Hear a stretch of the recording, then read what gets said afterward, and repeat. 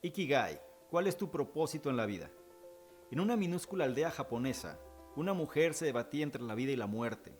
De pronto tuvo la sensación de ser separada de su cuerpo y subida al cielo, donde creyó escuchar la voz de sus antepasados. ¿Quién eres?, le dijo una voz. Soy la mujer del tendero, replicó ella. Yo no te pregunté de quién eres mujer, sino quién eres. Soy la mamá de 3 hijos, contestó. No te solicité que me contestes cuántos hijos tienes, sino quién eres. Soy una maestra de colegio. No quiero saber cuál es tu profesión, sino quién eres. La mujer no parecía dar una contestación adecuada a la pregunta, hasta que dijo, soy quien se despierta cada día para cuidar y amar a mi familia y ayudar a que se desarrollen las mentes de los niños en mi escuela. Con esa respuesta, aprobó el examen al que fue sometida y fue enviada de vuelta a nuestro mundo. A la mañana siguiente, se despertó sintiendo un profundo sentido de significado y propósito. Había descubierto su Ikigai. Ikigai, pronunciado Ikigai, es un concepto japonés que significa la razón de vivir o la razón de ser. Todo el mundo, de acuerdo con la cultura japonesa, tiene un Ikigai. El término Ikigai se compone de 2 palabras japonesas. Iki, que se refiere a la vida, y Kai, que aproximadamente significa la realización de lo que uno espera y desea. Todo el mundo, de acuerdo con la cultura japonesa, tiene un Ikigai. En la cultura de Okinawa, el Ikigai se concibe como una razón para levantarse por la mañana, es decir, una razón para disfrutar de la vida. La mejor manera para iniciarse en esta búsqueda de un propósito es hallar una respuesta. En algunos estudios sobre las características de la gente feliz, aparece como una de ellas justamente tener un propósito de vida claro. Cada mañana, al despertar, debemos preguntarnos cuál es nuestro Ikigai. Empieza por hallar una respuesta a 4 preguntas fundamentales. La primera de ellas, ¿qué es lo que amas? La segunda, ¿qué sabes hacer bien? La tercera, ¿qué crees que el mundo necesita de ti? La cuarta, ¿por qué deberías recibir un salario? Ahora bien, si analizamos la gráfica, o el diagrama, o el esquema, o el dibujo, como quieras llamarlo, vamos a poder visualizar precisamente cuáles son estas 4 preguntas por medio de 4 círculos. El primero de ellos, ¿qué es lo que amas? El segundo, ¿en qué eres bueno? Lo tercero, ¿por qué deberían pagarte? Y el cuarto, ¿qué es lo que el mundo necesita? Sin embargo, hay intersecciones entre estos círculos. Cuando lo que tú amas se intersecta o se cruza con aquello en lo que tú eres bueno, se genera la pasión. Cuando en lo que tú eres bueno se cruza con aquello con lo que te tendrían que pagar, o por la razón por la cual tendrían que dar un salario, se genera la profesión. Ahora, si tú mezclas o la intersección que existe entre aquello por lo cual deberían de pagarte y aquello que el mundo necesita, se genera la vocación. Y si tú intersectas precisamente la pregunta, ¿qué es aquello que amas?, con qué es aquello que el mundo necesita, se genera precisamente la misión. Sin embargo, hay ciertas cosas que muchas veces quedan fuera. La gente no puede vivir nada más de pasión, o de profesión, o de vocación, o de misión, sino que se tendrían que conjuntar todas en lo que se le conoce como Ikigai. Incluso hay ciertas cosas que tenemos que estar de alguna manera despiertos o latentes, porque muchas veces de aquí es donde se desprende precisamente esa carencia de sentido. Por ejemplo, cuando tú tienes el círculo de aquello en lo que tú eres bueno y analizas que existe una relación entre por qué la gente debería de pagarte y además una relación con aquello que amas, posiblemente manifieste satisfacción, pero vas a tener un sentimiento como de desperdicio, como que simplemente tú no estás siendo lo suficientemente útil al mundo. O bien, cuando tú tienes, por ejemplo, o la mezcla, ¿no? En aquello en lo cual deberían pagarte, en aquello en lo cual eres bueno y sobre todo también en aquello que la gente necesita. Tú vas a sentirte cómodo, vas a sentirte bien. Sin embargo, esa comodidad te va a llevar a una sensación o un sentimiento de vacío muchas veces. ¿Por qué? Porque te falta todavía poder concatenarlo con la cuestión que amas en este punto, ¿no? O bien, ¿qué pasa cuando tú mezclas precisamente lo que el mundo necesita con lo que amas y con lo que la gente debería pagarte? Si tú logras hacer precisamente esa relación, te vas a encontrar, ¿no?, con una situación de emoción, de complacencia, pero de alguna manera con un sentido de incertidumbre. Entonces, la cuestión aquí es que tenemos que ser capaces de encontrar precisamente la fusión de estos 4 grandes preguntas o de estas 4 grandes preguntas, lograr la intersección de todas ellas. Y eso es precisamente lo que se le conoce como Ikigai, pero viene siendo uno de los problemas. ¿Por qué? Porque muchas veces estamos deseosos precisamente de ese resultado. O una pregunta común viene siendo, bueno, pero ¿cómo sé o cómo conseguirlo? ¿De qué manera puedo lograrlo? ¿No? Sabemos ya el método, pero aún así no entendemos qué es lo que tenemos que hacer. Sobre este principio podemos reflexionar un poco más sobre un estudio que hizo Gordon Matthews, el cual es profesor de antropología en la Universidad de Hong Kong, y expertos en la cultura japonesa ofrecen pautas, pasos, consejos inspirados en los centenarios japoneses para encontrar y mantener lo que se le conoce como el Ikigai. Te voy a decir cuáles son las sugerencias que mencionan, sobre todo para que lo tengas presente y precisamente sobre estos consejos trates de llevarlos a la práctica. ¿Okay?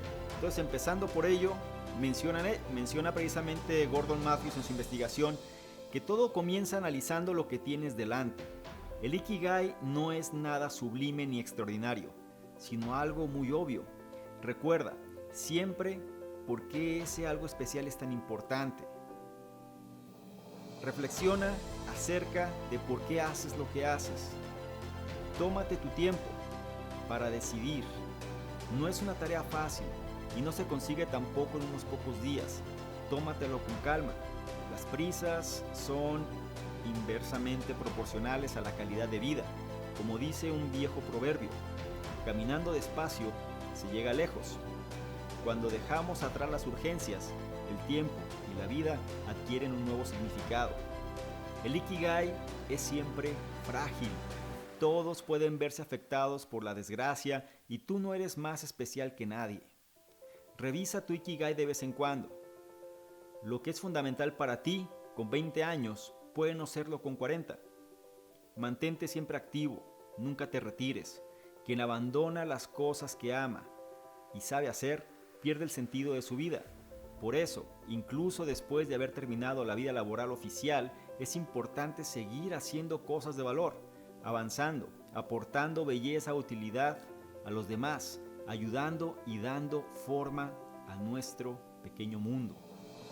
No comas hasta llenarte. También en la alimentación, para una vida larga, menos es más. Según la ley del 80% para preservar la salud mucho tiempo, en lugar de atiborrarse, hay que comer un poco menos del hambre que tenemos. Rodéate de buenos amigos. Son el mejor elixir para disolver las preocupaciones. Con una buena charla, contar y escuchar anécdotas que aligeren la existencia. Pedir consejo, divertirnos juntos, compartir, soñar. En suma, vivir. Ponte en forma para tu cumpleaños. El agua que se mueve, fluye, fresca y no se estanca. Del mismo modo, tu vehículo para la vida necesita un poco de mantenimiento diario para que pueda durar muchos años. Además, el ejercicio segrega las hormonas de la felicidad. Sonríe. Una actitud afable hace amigos y relaja la propia persona. Está bien darse cuenta de las cosas que están mal, pero no hay que olvidar el privilegio de estar aquí y ahora en este mundo lleno de posibilidades. Reconecta con la naturaleza. Necesitamos regularmente volver a ella para cargar las pilas del alma. Aunque la mayoría de los seres humanos vivan en ciudades, estamos hechos para fundirnos con la naturaleza. Da las gracias a tus antepasados, a la naturaleza que te provee aire y alimento, a tus compañeros de vida, a todo lo que ilumina tu día a día y te hace sentir dichoso de estar vivo. Dedica un momento del día a dar las gracias y aumentarás tu caudal de felicidad. Sigue tu Ikigai. Dentro de ti hay una pasión, un talento único que da sentido a tus días y te empuja a dar lo mejor de ti mismo hasta el fin. Vive el momento. Deja de lamentarte por el pasado y de temer el futuro. Todo lo que tienes es el día de hoy. Dale el mejor uso posible para que merezca ser recordado. Tener un propósito de vida. Robin Sharma, en su libro El monje que vendió su Ferrari, establece una frase emblemática: el principal propósito de la vida es tener una vida con propósito. En Okinawa las personas tienen una palabra para esto, Ikigai, que se traduce como la razón por la que te despiertas cada mañana. En algunos estudios sobre las características de la gente feliz aparece como una de ellas, justamente tener una vida con propósito es fundamental. Cada mañana al despertar, pregúntate cuál es tu Ikigai. Moverse naturalmente. La gente de las zonas azules no concibe el ejercicio como nosotros lo hacemos. No van al gimnasio hasta agotarse, ni practican alguna rutina de ejercicios en determinado momento del día. Más bien, toda su vida transcurre con base en el movimiento, es decir, las tareas en el campo y las del hogar. Todo implica moverse de manera natural, cortar leña, pastar a sus animales, trabajar en el huerto e ir de un lugar a otro en bicicleta o caminando. Reducir la prisa. Las personas en estas áreas tienen uno o varios momentos al día para relajarse, hacer un alto. Desconectarnos por un momento de nuestras preocupaciones nos libera. Bajar las revoluciones nos ayuda a tomar los impulsos o el impulso nuevamente para seguir con nuestras tareas. Practicar la meditación, la contemplación, la oración o simplemente tomar la siesta nos ayuda a cumplir precisamente con tal fin. Hara Hachibu. Esta es una expresión que se le atribuye a Confucio y que utilizan en Okinawa para recordar que hay que comer hasta estar satisfecho, no repleto. Para los okinawenses se trata de comer hasta un 70 u 80% del límite del llenado. Así que cada vez que vayamos a ingerir una comida, recordemos a los longevos japoneses y nos animaremos a seguir su valioso ejemplo. Mucha gente come hasta estar completamente llena, cosa que automáticamente les da sueño y les quita energía en vez de dársela. En el proceso de digestión hay un gasto de energía, así que comer mucho no es saludable. Dieta con base en verduras y frutas. Casi todos los productos que consumen los habitantes de las zonas azules son locales, frescos, llenos de vida y de color. La mayoría de los habitantes de estas zonas no son vegetarianos, comen carnes rojas, pocas veces al año, 5 veces al mes aproximadamente. Un poco de vino, con moderación por supuesto. Una copita de vino diariamente nos viene muy bien, gracias a que está llena de antioxidantes y además nos relaja y anima. Fe y espiritualidad. Los más longevos del mundo forman parte de alguna comunidad religiosa o espiritual. La pertenencia a un grupo religioso o espiritual está siendo cada vez más estudiada por la ciencia, la cual está probando que la fe sí tiene un efecto positivo en las personas y promueve la longevidad, los sentidos de trascendencia y de legado al prójimo y una conexión íntima con las emociones y los sentimientos. Familia. La mayoría de los centenarios de estas zonas viven con sus familias, participando dentro del hogar, en relaciones armónicas, que no dejan de tener sus dificultades, pero que ven la vida con optimismo, gracias a que en el centro existe el amor, el perdón y la esperanza. La tribu adecuada. La gente en su vida tiene un poder increíble para influenciar su destino. Sean selectivos y siempre traten de ser una mejor versión.